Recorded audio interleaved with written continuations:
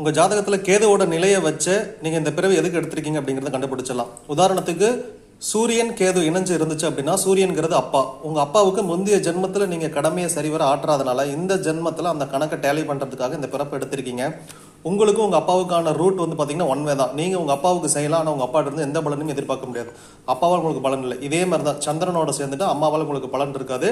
ஆனால் நீங்கள் கட்டாயத்தின் பேரில் அம்மாவை கவனிச்சிருப்பீங்க, அம்மாவுக்கு மருத்துவ செலவு பண்ணுவீங்க, அம்மாவுக்கான எல்லாமே பண்ணுவீங்க. கூடவே சூரியன் கேது இருந்துச்சுன்னா உங்களுக்கு வழுக்க தலையாயிரும். முடி கொட்டுறதெல்லாம் தாண்டி வழுக்க தலையாகவே மாறிடும். சூரியன் செவ்வாய் இருந்துச்சு அப்படின்னா இது திடீர் அதிர்ஷ்டத்தை கொடுக்கும். சட்டுன்னு ஒரு பீரியடில் 2 வருஷத்தில் வீடு வாசல் கார் எல்லாம் வாங்க சர்ன்னு செட் ஆயிடுவீங்க. திடீர்னு பார்த்தீங்கன்னா திடீர் சரிவு வந்து ஏதாவது ஒரு பிரச்சனையில் மாட்டி மொத்தத்தையும் விற்கிற மாதிரி ஒரு சூழ்நிலைக்கு கொண்டு போயிடும். சுக்கிரன் குரு, இவர் வந்து அசுர குரு, இவர் வந்து தேவகுரு. இவங்க 2 பேர் என்னச்சாங்கன்னா அப்படியே 90% பக்காவாக நடக்கிற மாதிரி இருக்கும். கடைசியில் ரிசல்ட் பார்த்தீங்கன்னா 0 நடக்காது.